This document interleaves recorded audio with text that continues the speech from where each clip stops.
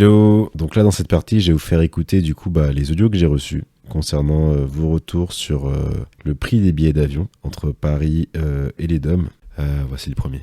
Coucou Nicolas, alors je te fais l'audio maintenant concernant le prix des billets. Du coup, ouais, ça fait quand même 2 ans, ou un peu plus de 2 ans, ouais, que je paye plus de 1 000 € un billet. Franchement, c'est incroyable. J'ai jamais payé autant. Alors autant quand j'étais étudiante et tout, j'avais l'aide de la DOM, même si j'étais à échelon 0, voilà. Mais au moins j'avais le billet qui était pris en charge, ok, quand j'étais étudiante. Une fois que j'ai fini mes études, je payais moi-même, mais c'était du 700, 800. Bon, c'est quand même un truc, mais c'est quand même un gros budget, mais voilà. Mais alors là, franchement, plus de 1000 depuis 2 ans. J'ai l'impression que c'est depuis le Covid, c'est abusé. Le prix des taxes a doublé, le prix du billet même, enfin, c'est juste pas possible, quoi. C'est juste pas possible. Dans un budget, ça représente énormément de choses. Sachant que quand tu rentres, tu rentres pour les vacances, mais tu rentres aussi pour la famille. T'as l'éloignement pendant tout un an. C'est pas quand t'es étudiant, même quand t'es étudiant, tu rentres pas à chaque vacances. Tu le sais aussi bien que moi. Mais tu rentres, quand t'es étudiant, tu rentres un peu plus longtemps. Là, quand tu es salarié, tu as quoi? T'as 5 semaines de congés payés. Je ne pose pas les 5 semaines parce que dans l'année, j'ai besoin de souffler, donc je pose à peu près 3 semaines et quelques. Moi, il faut que, du coup, dans l'année, t'as 3 semaines et quelques où tu vois tes parents, ta famille, etc., où tu vois ton île. Je trouve ça, du coup, super abusé de devoir payer autant, sachant que c'est un truc limite, c'est un truc nécessaire, quoi. Personnellement, moi, mes parents, ils n'ont pas 40 ans, ils n'ont pas 50 ans. Ma mère, elle est sur ses 60 ans, je crois, et mon père approche des 70. Donc, je ne peux pas et je ne veux pas sacrifier une année parce que dans 2 mois, je ne sais pas ce qui peut arriver. Dans un mois, je ne sais pas ce qui peut arriver. Ça voudrait dire que j'aurais vu mes parents il y a 1 an. Enfin, ça a déjà été très, très dur pour moi quand j'ai perdu ma grand-mère. Elle est partie genre 1 semaine, 5 jours avant que je ne puisse revenir.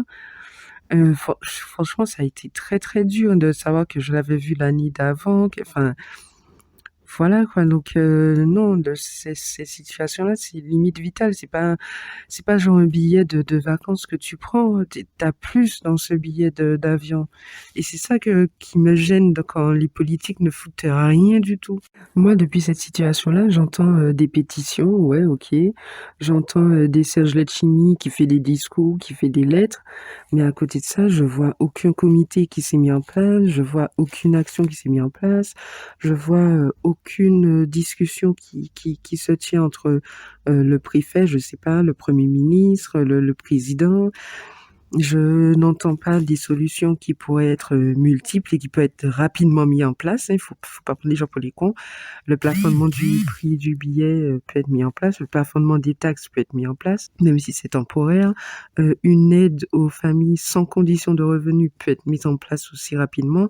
Je suis désolée, donner un chèque à plusieurs millions, plusieurs milliers d'Antillais, ça va pas creuser un déficit, faut pas déconner. Donc voilà, t'as plein de trucs, comme tu disais, des prix plafonnés comme. Donc voilà, il y a énormément de solutions. Si tu as des ministres qui sortent de l'ENA, qui sortent de je ne sais pas trop où, ils peuvent trouver ces solutions. Donc je pense que si ces solutions ne sont pas mises en place, c'est par manque de volonté et parce qu'ils s'en foutent complètement. Il faut dire ce qui en est, hein. Le sort des dom-toms, c'est en centième position de ce dont ils doivent s'occuper. Donc, il y a un je m'en foutisme, mais ça fait longtemps, hein, mais là, ça commence à bien faire. Donc, face à en fait, ce qui est chiant, c'est que face à ces situations-là, tu as des gens qui s'en foutent, qui ne mettent pas les trucs en place. Donc, c'est toi qui trinques. C'est toujours, toujours les plus petits qui trinquent. Et voilà. Et ça, franchement, ça commence à bien, c'est insupportable. Donc là, vous venez d'avoir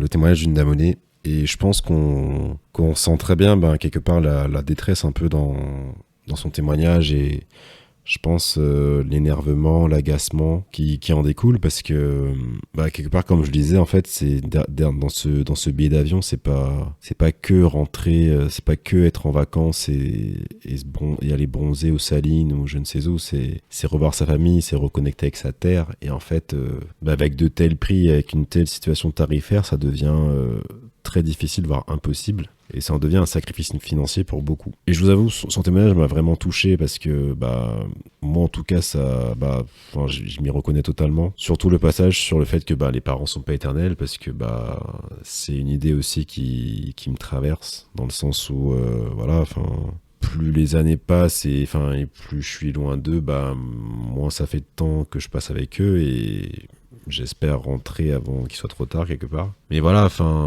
ça crée de véritables situations où en fait, on coupe les liens familiaux entre des citoyens français, en fait. En tout cas, dits français. Et effectivement, je pense qu'il est plus que temps et plus qu'urgent de prendre des mesures immédiates et court terme pour permettre aux ultramarins de rentrer chez eux beaucoup plus souvent. Et pas d'être pris au piège lorsque les coûts du kérosène ou je ne sais quels coûts feront en sorte que les prix des billets d'avion augmentent. Parce qu'encore une fois, on est sur la même échelle. Quand un Bordelais qui vit à Paris veut rentrer à Bordeaux, il paye 80-100 euros son billet de train et rentre chez lui. Nous, il faut qu'on paye un SMIC et c'est pas normal. C'est vraiment pas normal. Donc, en termes d'équité, en termes d'égalité, on est censé être soi-disant des citoyens français. Et bien que la France fasse en sorte que tous citoyens puissent rentrer chez eux sans grande difficulté. Alors, on va enchaîner sur un autre témoignage, cette fois-ci d'une abonnée qui est de La Réunion. Je vous laisse écouter son témoignage. Salut, du coup je me permets de répondre un peu à ta story parce que en plus c'est vraiment un sujet là qui m'a beaucoup touchée aujourd'hui et ça fait un moment que je suis tes podcasts et ça tombait à pic, donc je prends un peu mon courage pour te contacter. Donc par rapport à la situation des billets d'avion entre les ultramarins et l'Hexagone, alors donc moi je viens de La Réunion, ça fait 5 ans que je vis en métropole maintenant. Et bon c'est vrai que j'ai pas non plus. Enfin j'ai l'opportunité de rentrer tous les ans ou 1 an et demi. Mais voilà, je rentre pas non plus tous les 6 mois ou. Enfin voilà, pas plusieurs fois par an quoi. Et c'est vrai que là, cette année, j'avais quand même pour projet de rentrer à La Réunion, à peine 10 jours parce que je peux pas me permettre plus de jours de congé avec mon travail. Et donc voilà, donc ça c'est pour un événement familial en plus que je rentre, qui est du coup très très très important à mes yeux pour le coup cet événement familial. C'est un événement qui est prévu depuis plusieurs mois maintenant. Et donc là avec la hausse des prix, moi je m'étais mis comme budget en fait initialement 700 € aller-retour, chose ce qui me coûtait en fait avant, déjà je trouvais assez cher, mais avec une compagnie low cost, j'arrivais à prendre un billet d'avion aller-retour pour 700 €, 600 € si je me débrouillais bien. Et ce matin, il y a ma famille, il y a mon père qui m'a envoyé un message en me disant qu'il fallait que je prenne vite mes billets parce que il y a une hausse des prix assez monumentale. Sauf que moi, je peux pas me permettre de prendre mes billets d'avion tout de suite parce que j'ai beaucoup trop d'impératifs avec le travail. Et donc, en effet, j'ai un peu checké un peu le prix des billets qui, du coup, atteignait plutôt dans les 1300, 1400 € en tout cas minimum à la période où je voulais partir, sachant que je pourrais pas prendre mes billets tout de suite. Qu'il y a en plus soi-disant des promotions, entre guillemets, gadiambes, qui veulent dire un peu, en créole réunionnais, des promotions cool, quoi. À 500 € l'aller, juste l'aller. Et en parallèle, donc déjà ça m'avait vraiment énervé, et en parallèle je reçois un mail, toujours de la même compagnie, aller simple Paris-New York, 200 €. Franchement moi ça m'a... j'ai ressenti à la fois de la colère, parce que pour le coup, même si j'aime beaucoup ma vie et tout en hexagone, je me suis dit qu'est-ce que je fous là, et je peux pas rentrer chez moi, en tout cas pas facilement. Je me dis encore que j'ai un peu cette chance où mes parents peuvent encore m'aider financièrement alors que je suis indépendante, mais là pour le coup ils vont devoir m'aider financièrement. Et puis ce côté d'injustice en fait, où on peut aller sans souci dans des pays étrangers pour moins de 200 €. Par exemple les États-Unis, on va dire que ça serait un peu équivalent en distance. À 3 heures près, on va dire, en fonction des villes. Et alors que que ce soit les Antilles, la Réunion et tout, il y a quand même un lien plus important avec la France. Et les compagnies savent très bien que les vols sont pleins tout le temps et ce sont principalement pour des rapprochements familiales, et ça me met vraiment hors de moi. Donc toute cette hausse du billet d'avion, j'avoue que ça m'a plombé le moral. Ça m'a vraiment plombé le moral. Et du coup j'hésite réellement à rentrer. Voilà. Et je me dis que moi encore vraiment je peux me permettre financièrement, même du coup si c'est quand même pas mal de sacrifices, mais j'ose même pas imaginer ceux qui ne sont pas rentrés depuis plusieurs années et qui avait vraiment ce projet, un budget bien précis pour rentrer cette année, c'est compliqué. Surtout quand on a plusieurs enfants qui vivent en hexagone. Bref, c'est compliqué. Donc je pense que je suis pas la seule à ressentir ça. Et si tu mets une story comme ça, c'est que je pense qu'il y a eu pas mal de retours également. Donc voilà, moi je trouve ça aberrant, affligeant. Enfin vraiment, je suis vraiment en colère en fait. Voilà, en tout cas c'était cool de témoigner. C'est le deuxième témoignage audio que j'ai eu. On a un peu les mêmes retours, malheureusement, hein, j'ai envie de dire. On retrouve cette colère, ce désespoir, ce sentiment d'injustice, ce sentiment que c'est pas normal en fait. Quand on compare des destinations similaires en termes de kilomètres qui sont moins chers par rapport aux tarifs qui sont pratiqués en ce moment sur nos destinations, Martinique, Guadeloupe, Guyane, Réunion, Mayotte. La Réunion, c'est atroce. Enfin, c'est complètement insensé. Et oui aussi, je voulais réagir aussi sur par rapport au précédent audio, un élément qui m'est revenu. Effectivement, si par exemple tu es salarié du privé, tu as droit à 5 semaines de congés par an. Bien sûr, tu vas poser quelques jours par-ci par-là. On va te dire qu'il te reste 2 à 3 semaines pour tes grosses vacances. Souvent, malheureusement, dans les entreprises, on te pousse à... Enfin, c'est rare les entreprises où tu peux partir hors période de grandes vacances. Souvent, on te dit, bon, vas-y, on t'incite à poser tes jours plutôt en juillet ou août, s'il y a moins d'activité pour la boîte, parce qu'en septembre, ça reprend. En tout cas, moi, ça a été mon cas dans une des boîtes dans laquelle je travaillais. Il fallait que je parte entre juillet et août, parce qu'il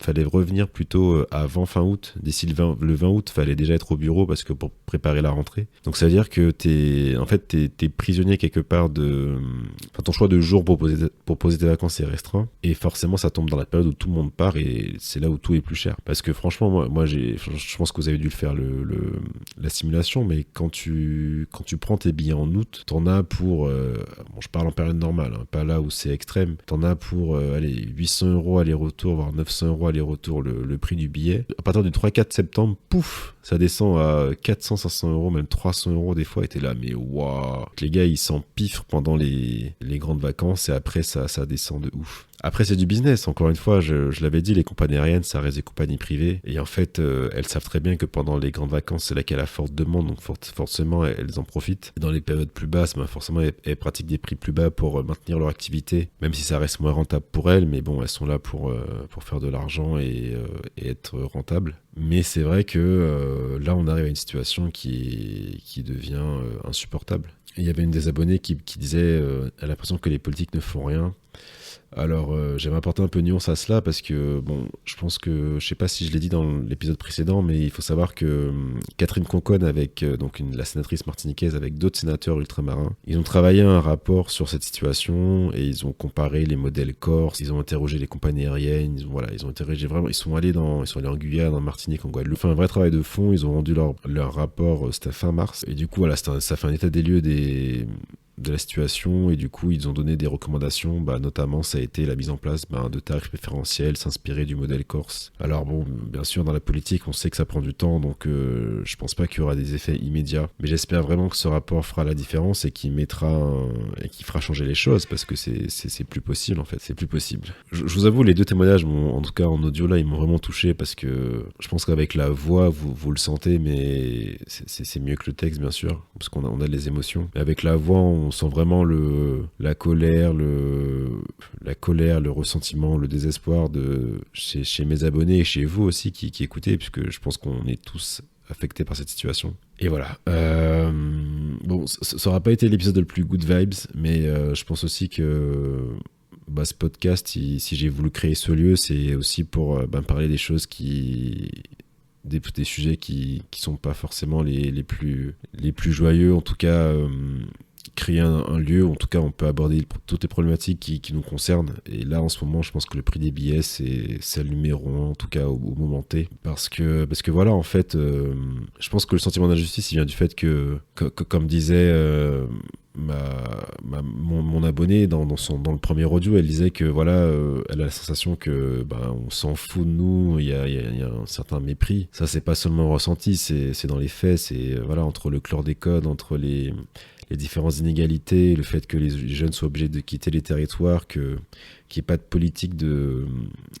développement économique réel pour les Outre-mer, et que en fait, nos territoires ne soient pas seulement des territoires de consommation et d'importation massive de produits, et qu'en fait qu'on soit dépendant totalement de l'Hexagone. Enfin, si demain on ferme le port en Martinique, Guadeloupe, Guyane ou La Réunion, plus rien à manger en fait, parce qu'on n'est pas autosuffisant. Enfin voilà, il y a plein d'autres soucis. Mais tout ça pour dire que voilà, ça ne vient pas de nulle part, et je pense que cette situation de hausse des prix, en plus de couper des liens familiaux, elle va en fait fragiliser encore plus la relation qu'il y a entre les territoires et l'Hexagone. Parce qu'on sait très bien enfin en tout cas moi c'est la sensation que j'ai, on le voit et on le sait que nous sommes, comme disait Césaire, on n'est pas des Français à part entière, on est des Français entièrement à part, et on le voit bien, c'est que entre un Corse ou un Bordelais, un Rochelais, un Nantais, ou voilà, je ne sais où, pas les mêmes difficultés. Alors bien sûr, en Hexagone, je dis pas que c'est tout rose, ils ont l'inflation, ils ont le prix de l'essence qui augmente, il y avait l'électricité qui avait beaucoup augmenté, donc le chauffage, les factures augmentaient. En vrai, c'est galère pour tout le monde. Mais bon, sur Dumb Talk, je prêche pour ma paroisse. Donc je prêche pour les gens de chez moi, les ultramarins. Et voilà, et ouais, les prix des billets en ce moment, c'est très difficile. Enfin bon, j'ai pas vraiment de conclusion, parce que je pense que vos témoignages ont déjà tout dit. Je vous remercie d'avoir écouté cet épisode. Si vous voulez plus de concepts comme ça, n'hésitez pas à me le dire, n'hésitez pas à me faire des retours en message, n'hésitez pas à m'écrire via Instagram sur Dumb Talk Podcast. N'hésitez pas à partager l'épisode autour de vous, à le commenter, à le noter également. Voilà, j'ai hâte d'avoir vos retours. Dites-moi ce que vous en pensez. Et je vous dis à très bientôt. Je sais que ça fait longtemps que ça va faire un mois que j'ai pas sorti d'épisode. Je vais me remettre au travail, et je vais vous en sortir davantage parce que vous le méritez, parce que j'en ai besoin aussi. Voilà. Bon, je vous dis à bientôt, et bonne soirée, please Foss. Gros bisous à toutes. Bye.